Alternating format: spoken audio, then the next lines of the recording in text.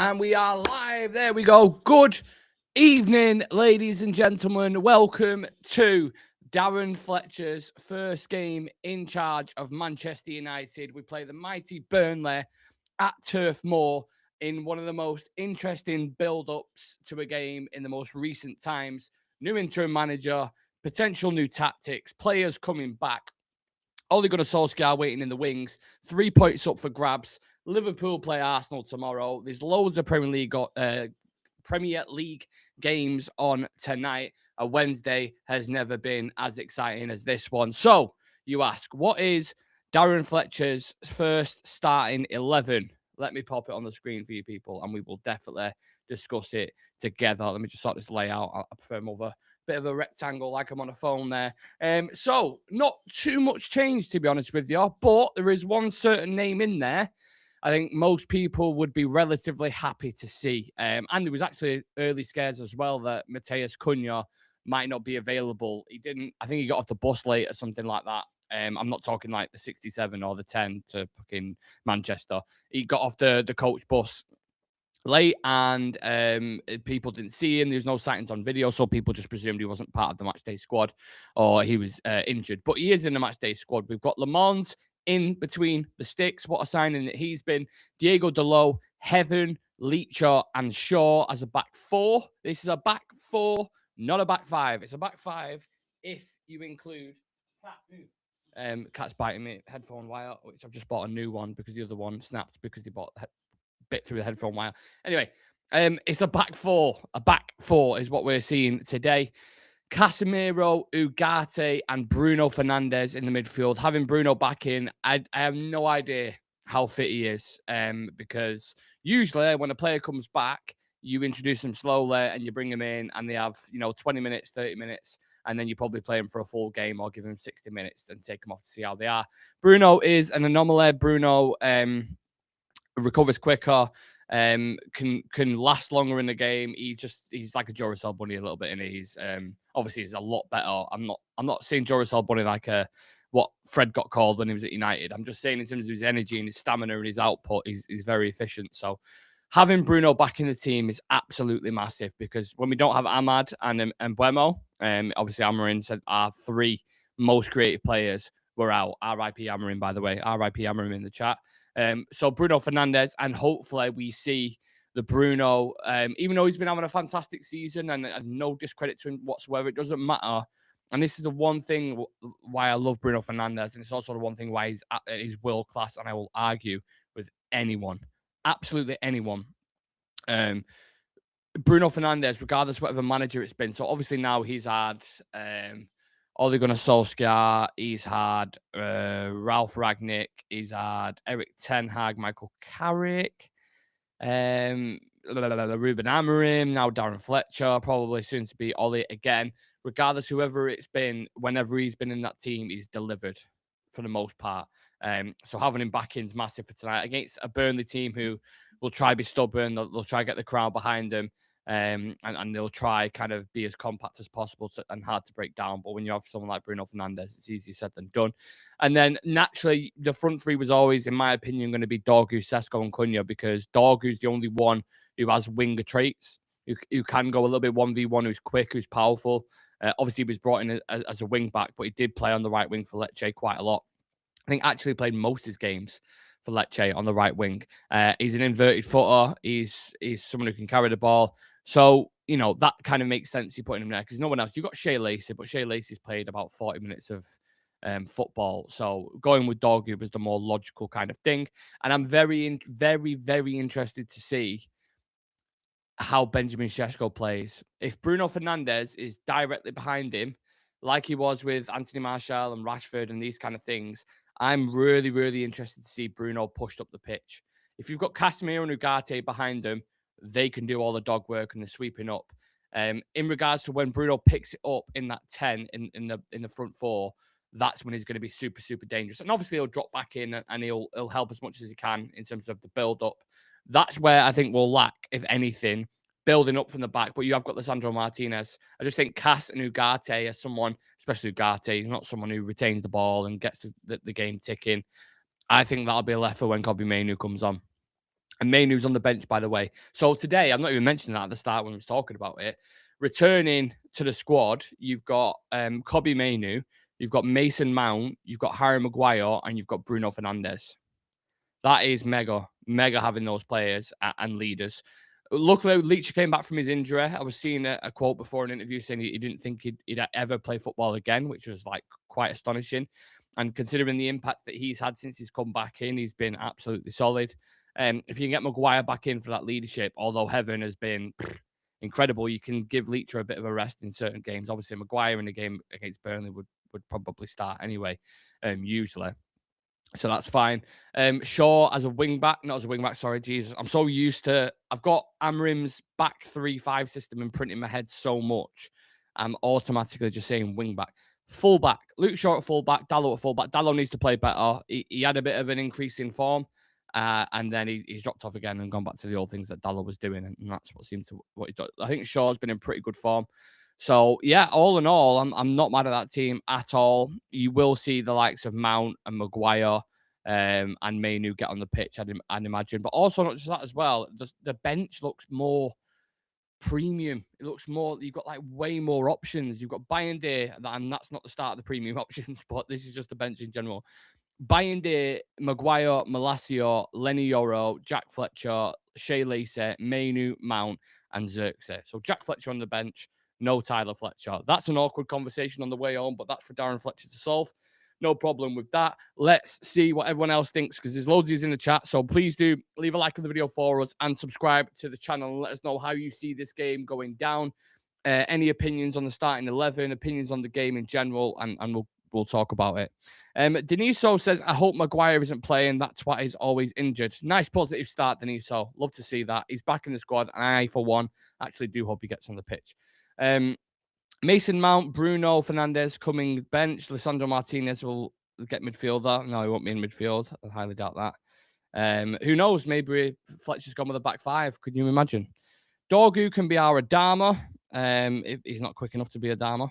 Not just great to have him back in the team, but back in the number 10. Spot on, Al. Absolutely with you on that. Given how deep Burnley will sit, I would have preferred Joshua Xerxes playing near him. Are you on about Bruno Fernandes? I can see that. At least we know who his favorite kid is now. Yeah, exactly. There's no need. Sometimes words are not needed, are they? They are not needed. But let's talk about expectations for the game as well. 1 second, because it is a bit of a minefield, right? It's not. We don't really know how this. Everyone can kind of predict and have an opinion and have a thought on how this game is going to be played out. This can go a million ways. This can go like Ollie when he came in and we played QPR and we won 4-1 and 5-1 and everyone was just unlocked and had freedom and we played it, teams off the park. I think Ollie had a 75% or 74% win rate if you just focus on his interim period. Like it was pretty good when he came in. So it can either have that effect where Fletcher's just gone in, good vibes around the camp, put players back in the normal positions, gone away from that system, and then played into the hands and said, go for it, lads. Let's see what you're about. And sometimes that can have a really positive effect. But again, these are the same players with the same behaviours, with the same flakiness, especially defensively. So, I mean, would it surprise me tonight if Burnley scored? Absolutely not.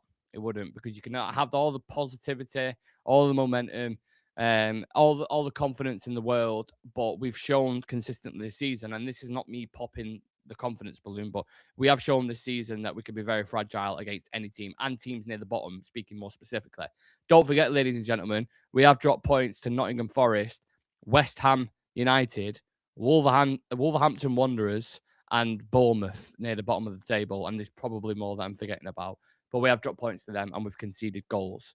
So if we concede goals to them, you bet your bottom dollar you can concede goals to Burnley. So just something to keep an eye out for. Is Fletcher, in terms of what I'm looking at today, I'm not just looking at how he's setting the team up. I'm looking at what he's doing in game. Because a lot of people, including yourselves who are in the chat at the moment, criticised Amarim quite a lot for the substitutions that he would make, and rightfully so, because when he would bring on centre-backs, when we need attacking options, you'd be like, what's going on? Why? Or was it the Newcastle game where he took off all his experienced players and brought on young kids when you're protecting the lead and there's 20 minutes to go, and everyone's like, "What's he doing?"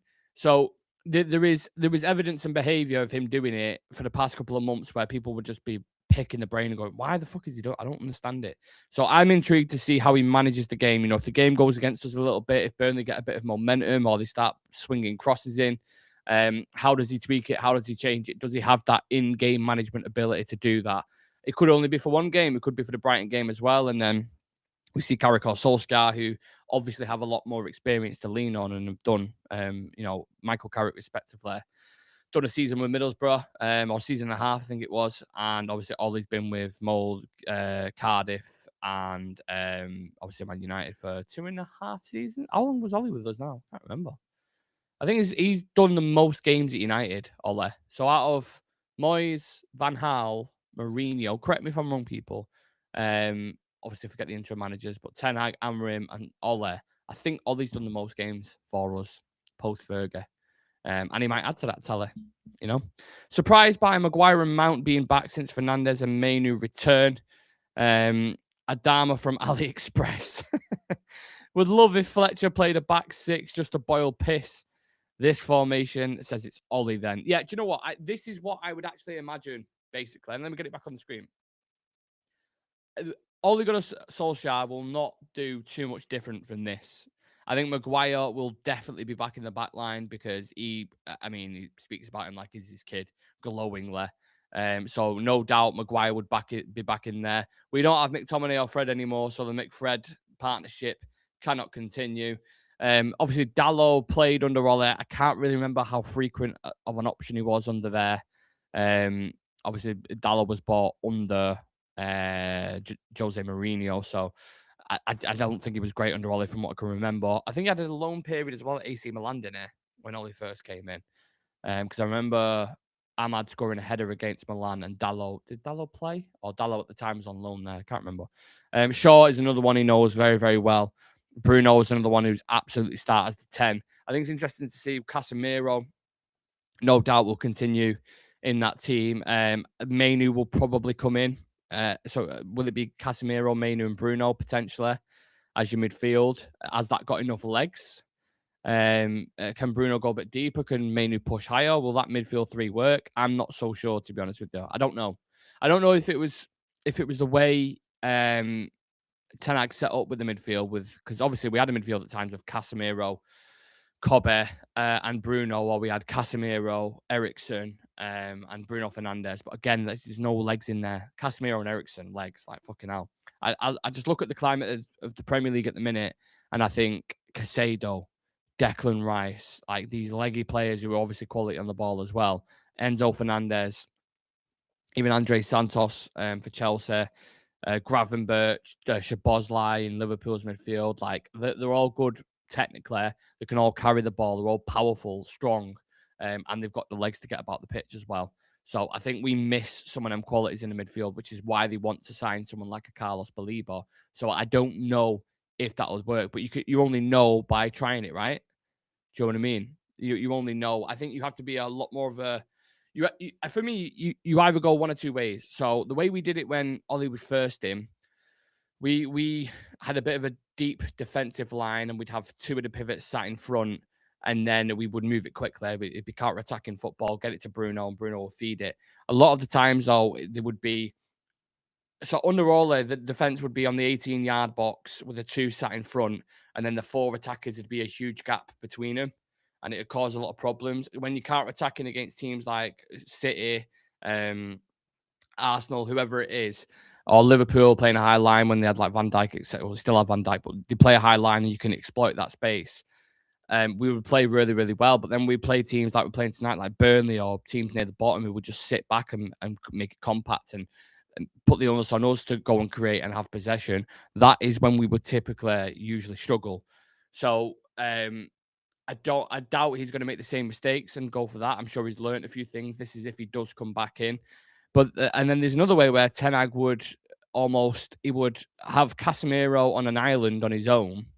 He would then have, because he'd have Johnny Evans in the back line or whatever, they would then be like sat on the edge of the box. and then the forward line would be right up. So there'd be this huge area where anytime we played a team, whenever we played Tottenham, it would just be Maddison, Bentancur, and whoever, Basuma, for example, just 3 players dropping in the middle and just killing us straight away. So there needs to be a finer balance. I don't know how he's going to tweak it. I don't even know if he's going to be. I don't know if he's going to go like it might change systems. I have no idea. But you can't see that football again. The actual football in itself, and I think again a lot of people agree with this. Ollie's football was really good at times. It was the most exciting. I remember the goal against Newcastle that we scored, where it was like Van der Beek, Juan Mata, Bruno Fernandes, Marcus Rashford, like those kind of goals that we scored. I remember the one against Sheffield. I think it was Paul Pogba, Mason Greenwood, Marcus Rashford, Anthony Martial. Like we all remember moments like this, and I think the reaction that we've seen. And sorry to go off on a tangent, but the reaction that we've seen from people who are excited about Ollie coming in is because what they remember from the interim period and what they remember in certain seasons when we was good. But I think a lot of people are forgetting the bad moments with Ollie, the moments towards the end, the games against Watford, the big defeats against Liverpool and stuff like that. So there needs to be a balanced approach with this. It's not just because we're playing Burnley and we've got a new manager in does not automatically mean that we're, and this might be my final last words, but does not automatically mean that we're going to beat the living piss out of Burnley. It might be a very tough, scrappy game and you get a 1-0. And do you know what I'm saying? The main thing is to get the win. You have to win tonight. And my God, we've said this so many times in relation to other games and things that are being played around us. But honestly, look at the games tonight, right? I think Fulham's been playing pretty well at the minute. They've climbed up the table. So if we look at the Premier League table at the minute, they're 11th on 28 points, right? They want to push into the top half. They are playing Chelsea tonight. I think they're at home as well. They've just taken points off Liverpool. Crystal Palace are playing Aston Villa, 2 teams who are both going for Europe as well. So one of them are going to drop points. Bournemouth at home to Tottenham will give Tottenham a game, in my opinion, probably beat them or at least get a draw. So I think Tottenham will drop points there. Man City are playing Brighton. Brighton are in the mix for European football. Again, they'll probably lose to Man City because that gap can't continue, or otherwise they're going to be out of the title race.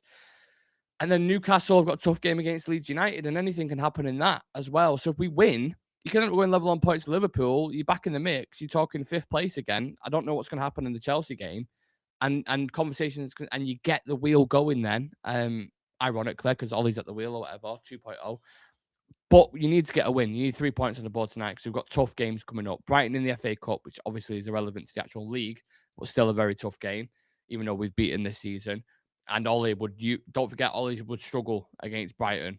He was their bogey team. We got beat off Brighton quite a few times.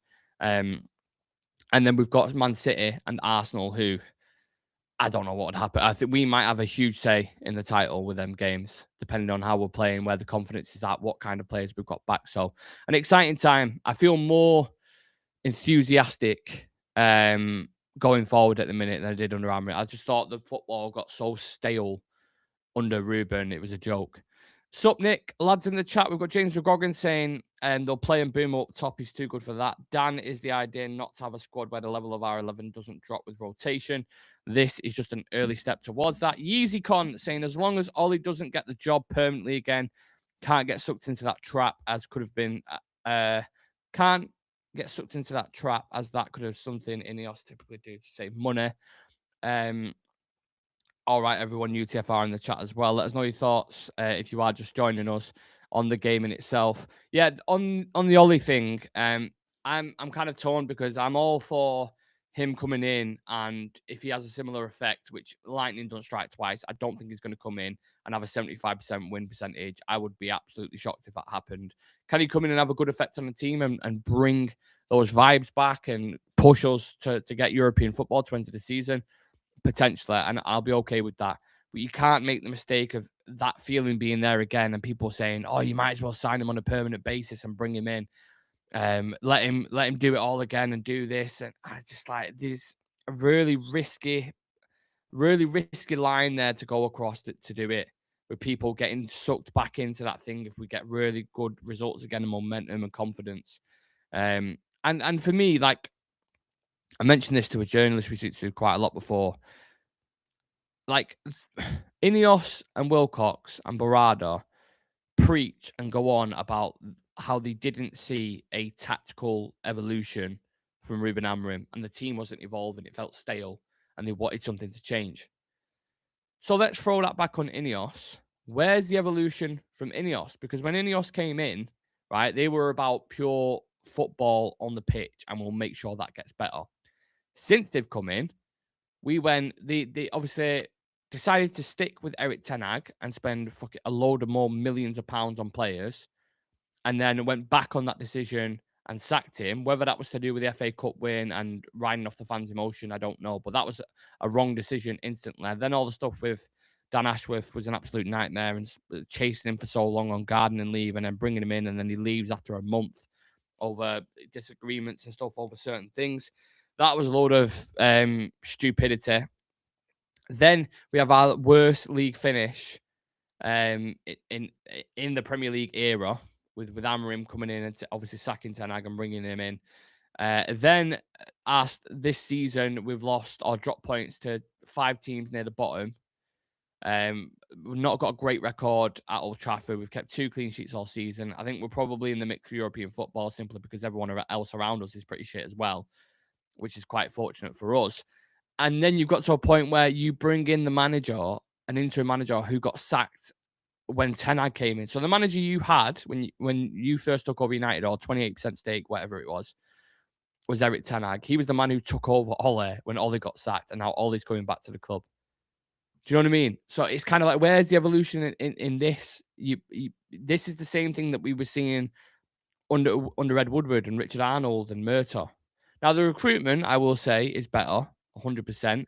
There's no way Murtough and Arnold and people like that would have brought in someone like a Son Lamons. They just wouldn't. Like, that is an astute signing that people love because no one heard of him really before that.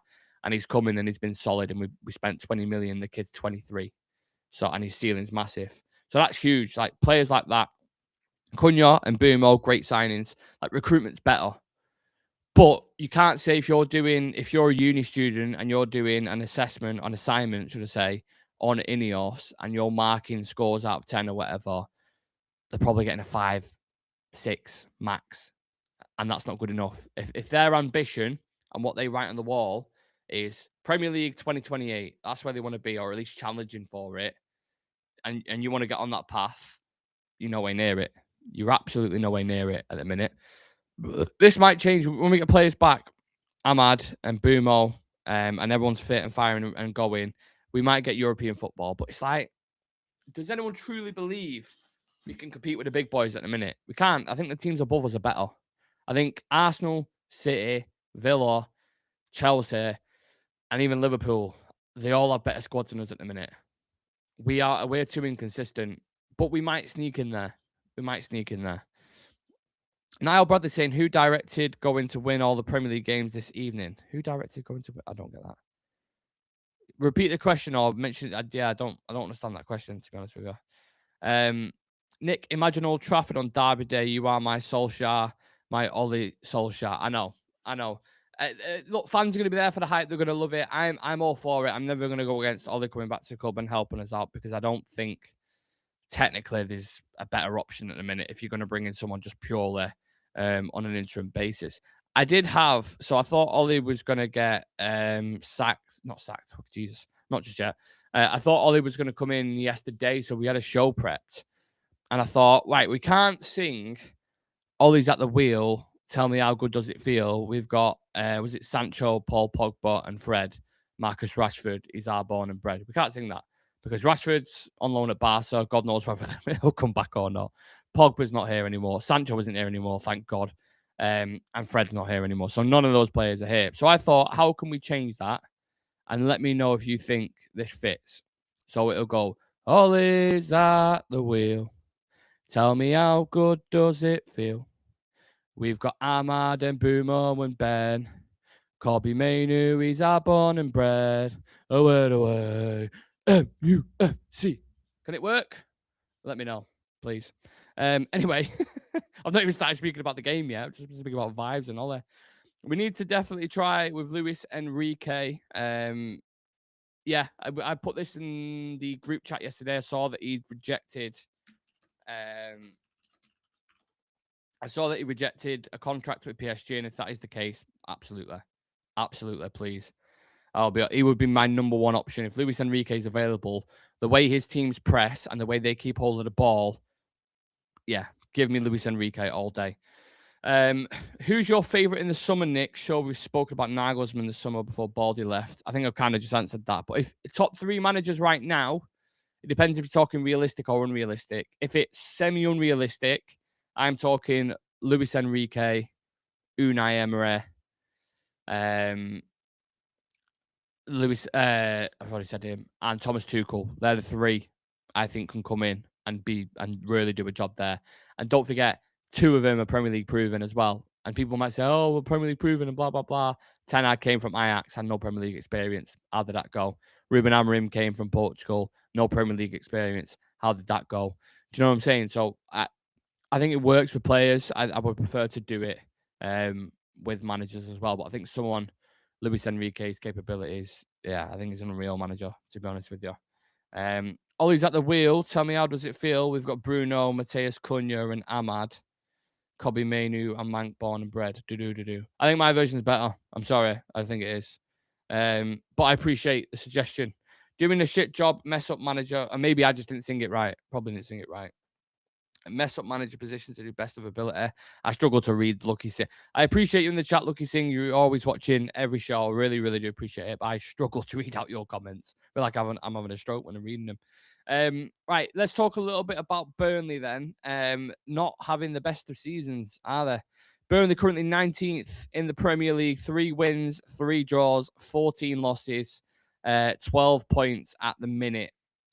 11 games without a win currently, 39 goals conceded, no way near doing what they was doing defensively. And you know what? I'm going to hold my hands up. One of my shouts at the start of the season is for Burnley to have a really strong defensive record, and they've absolutely threw me under a bus. With that, just goes to show why you shouldn't trust Burnley. But Fleming, I've watched Burnley a few times, as much as I can, and the standout players, in my opinion, I think Fleming can be a bit of a handful. The striker, I think Zion Fleming.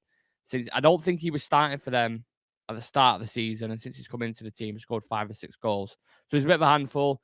Can cause problems. They've got quick wingers like Jadon Anthony, who started off the season really, really well, and I know that because I had him in my fantasy I team, and then he's got off the boil a little bit. They've got players who can cause problems. I don't know if Hannibal Mabry's back from AFCON. I think Tunisia went out. So that'd be interesting to see if he's playing. If he is playing, put a 5 on him to get a yellow card because that's happening. We all remember him. But all in all, the 19th in the league for a reason. We should be going there competent, good, with the players that you got on the pitch and killing them. But, I mean, we've had this rodeo conversation so many times before. Nothing is given in Premier League football. So what I will judge it off the start of the game, the first 20 minutes, you'll know how this game's going to go. If United start quick and start creating chances and they're having shots on goal, it could be a long night for Burnley. But if we're struggling to create chances and they start getting a bit of a sniff and causing problems, then yeah. Right, let's see. Comments from Darren Fletcher. Is there any pre-match quotes? Yes, there is. I will try get them on the screen. If anyone's got any comments or thoughts, again, please do keep getting them in. And subscribe to the channel. I think we are 32,600 subscribers at the minute, which is absolutely mental. So if you can subscribe, next milestone, I believe, is 50k. So that'd be great if we can do that. Look at Fletcher there in his tie and that. Wow. It looks absolutely mad seeing him as an interim manager. This guy, we was only joking the other day. I think a lot of people took it like in an offensive way, and I was like, well, "Are you all right? What's up with you?" That about him. Basically, he's wormed his way because he's gone from like technical director to academy director to assistant manager to under 18s coach, and now he's the manager of United. Like, how's he managed to worm his way? But I'm genuinely happy for him. Really, really happy for him. And I hope, it's obviously a very proud day for him, and he won't want to get anything wrong. And he's a competent, from the things you hear from like good, solid journalists like Andy Mitten and other people who are close to him, they all have raving reviews about his insight into football and how much of a football nerd he is, and all this kind of stuff, and the job that he's done with the younger players and his relationships and stuff. So yeah, I'm all for it, man. I hope he does well. Who knows? They might not even bring Ollie in as an interim if Fletcher does an incredible job. You can't look past that. It's just because he's got no Premier League experience. That's the main thing. Obviously, he stood alongside managers in the Premier League, but it's a completely different thing when you're the man making the decisions. So yeah, let me get these Fletcher quotes on the screen because we're all excited to see what he's going to say to the media ahead of this game and his thoughts and feelings. I bet he is nervous as fuck for this one. Right, let's get this on the screen. James McGregor saying those people don't realise what a student of the game Fletch is. Mason Mount will keep part of the club experience midfielder. I do worry for Mount, to be fair, that Ineos will want rid in the summer because of injuries again. Yeah, I mean, that's a decision to make during the summer, innit? I do like Mount. I always have done, but I can't deny the fact he is very, very injury prone, and it's such a shame because I rate him so highly as a player. And I know coaches rate him highly as a player because whatever team he's been in, when he is fit and firing, every manager wants a Mason Mount in the cog. Every single one of them. And that's including Thomas Tuchel, who everyone wants in at Man United. And if he was fit, and he has been fit for the majority of the season, and he was still going, I would probably even consider him as an option to take for the World Cup. But I think if he keeps having setbacks like this, you've got absolutely no chance of getting in the England team because there's so many players in that area. It's just, yeah, you're going to struggle. You've got the likes of, especially in a 10 position, my God, you've got Morgan Rogers, you've got Eberechi Eze, Jude Bellingham, Cole Palmer, Phil Foden. If you go even deeper into midfield, you've got Elliot Anderson, Declan Rice. Like, you've got fucking no chance. Absolutely no chance. Even as a squad player. I mean, Mainu probably won't go unless he has a serious upturn in form. Right, Fletcher's saying we're ready to go. I'm excited. It's important. Bruno is back. This game was targeted for a few of the players coming back from injury. We've set them up in the way that we feel can win the match. It suits their personalities and styles. It's up to them to execute it. I love those pre-match comments. Absolutely love those pre-match comments. And you know what? I'm a little bit worried about Bruno. Just seeing he had a hamstring injury, and the guy has returned in 17 days. That ain't normal. That is not normal. 17 days for a hamstring. If he goes down again, I wouldn't be surprised. He's also said, this is Fletcher, I trust the players. We prepared for the game fantastically. Everyone's put a team effort in. We're really happy with how the preparation's gone, and I'm excited. Paul Merson having his say on Sky Sports saying he would have said Thomas Tuchel. To be fair, it's the first time I probably agree with what I think he's saying. Paul Merson. On Fletcher's approach tonight, saying tactics are fluid, in and out of possession. We want movement, we want rotation, and we have to exploit the spaces the opponents give you. But the players are the ones who cross the white line, who have to deliver. Seen that white line quite a bit. Yeah, he's up and ready for it. It sounds positive. Are we positive, lads? What are we saying? It's a massive shame with Mace, but we can't have passengers, Nick. I agree. Is Toby on the bench? Toby Menu is on the bench. I will tell you the bench right now, Mr. UTFR. Bayende, Maguire, Malacia, Yoro, Jack Fletcher, Shea Lacey, Toby Menu, Mason Mount, and Joshua Zirkzee. For everyone asking who Toby Menu is, it is Kobe Mainu, but his new name is Toby Menu. And if you don't know why, you obviously wasn't a part of the live show, but if you want to catch up on why he's called Toby Menu, please feel free to head over to our Instagram and watch the clip, and that will tell you everything you need to know. I'd sell Mountain Shaw, can't be relied upon. A big up Toby Menu. Heard Fletcher was behind the tactical decisions when we won the FA Cup versus City. Yeah, to be honest, I don't know how much of that is true. We're seeing so much stuff at the minute. Isn't it funny how no one has information apart from the real journalists that you trust before Ruben Amorim gets sacked, right? No one has the proper information until an honesty announces something. Or someone close to the club who's decent. But then as soon as it gets announced, you start seeing stories and things that you've never seen before that have just like, there's so many journalists who know they can jump on Man United for engagement, even if they're not like a correspondent to United like Carl Anker is and Laurie Whitwell. Other journalists who have nothing to do will just go, do you know what? I could just write a story and any United fan will jump on this at the minute. They could write, the reason why Man United sacked Ruben Amorim is because his pet turtles were too aggressive, and people would retweet and post and comment and say, no way, they sacked him because he had aggressive turtles. What the fuck? They could just create any form of shit up about us, and it'll carry, and it'll, whether it could be the most ridiculous thing ever, and that is the club that we're in. So yeah, don't be surprised if you see a story about some aggressive turtles a few months down the line. You've heard it here first. Did you see Man United YouTube channel? They shared every goal under Ole. We played some right football under him. We did, and you can't forget where we finished. But I really find it hard to look past Verdansk, for example. Like that final losing to Villarreal in the way that we did, it sticks in the back of my brain like a fucking 10-year-old Haribo. That is right there. That final, the semi-finals that we lost as well. You know, the way we finished the season when he got sacked. There's a lot of great memories from all there. Obviously, Paris being one of the biggest ones. The times we beat Manchester City. You know, like there's a lot of great memories, but there's a lot of memories as well that's, you know what I mean, that I struggle with. Mason Mount, not key part, sell the midfielder, experience is important. Thing is, like, it's all well and good saying sell these players who are injury prone, but what teams are going to buy injury prone players?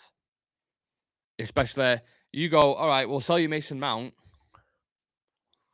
but he wants, the player and his agent are saying they want 250 grand a week. You know, and we signed Mason Mount. When was it? Under 10, wasn't it? Was it 2023? We signed Mount. Been here a couple seasons now, innit? We signed him. I remember the kit that we had on when we signed him. So it wasn't obviously this season. It wasn't last season. It was the season before, wasn't it? We signed Mount. So he's probably still got a couple of years left on his contract. He's on 250 grand a week, 260 grand a week. It's going to be tricky selling him. I think that's why we struggled to sell Maguire at that point when West Ham came in for him. And we was like, Maguire's not going to take 100 grand wage cut to join him. And there'll be better caliber of teams who come in for Mount if he did, but I just don't see it happening. Really don't see it happening. But who knows? Who knows? Fletch saying, well, first and foremost, the players are the ones that who cross the white line. I've already seen this white line coming way too much. We've got a structure. We've got a way of playing it. It allows them to go and hopefully express themselves and show the best version of themselves as a team. On the returns, he said there was always a plan for them to be back, to be available for minutes. So we've got our captain back starting, which everyone wants to see. Mason and Cobby on the bench as well. Toby. So it gives us a stronger bench. We've got our captain back. Yeah. All positive signs. All roads hopefully lead to one way, and that is a win for Manchester United. Should be getting, what time are we on? We're on 1:45. I've been live for 45 minutes, I think. Should we get into the 4 things we expect to happen in this game? Is there anything else I wanted to cover just before we do that? I spoke about Burnley. I spoke about I spoke about the majority of things. 4 things to keep an eye on in this game. And also, before I do that, sorry, I know I'm going all over the place. I want to check the current Premier League results because the believe it or not, the FPL table between me and my mates, where there's a big bet on the line, is very, very close. So I want to see Tottenham 1-0. Oh, fuck off. Matthias Tell. Do you remember Matthias Tell? And they wanted like a £6 million loan fee. Cheeky bastards. Yeah, Matthias Tell scored against Bournemouth. It does surprise me. Bournemouth concede every single game. But Bournemouth at home, I think they'll come back into it there. I saw before that 8 games or 9 games or something, Tottenham haven't scored from open play. So that might be the first goal they scored from open play, which is crazy. Dan saying, whatever Ollie did last time was with the defender combo of Maguire and Lindelof, also with the midfielder McFred. He sure can do better last time in the squad that we have now. Looking Premier League champions players playing joy for the club. Again, no idea what that means, Lucky Singh, but thanks for the vibes. Right, there's 4 things that are going to happen in this game. God,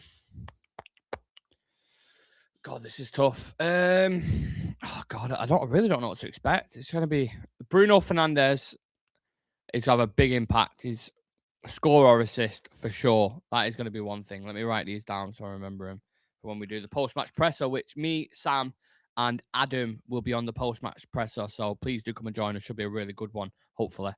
Bruno Fernandes, score or assist.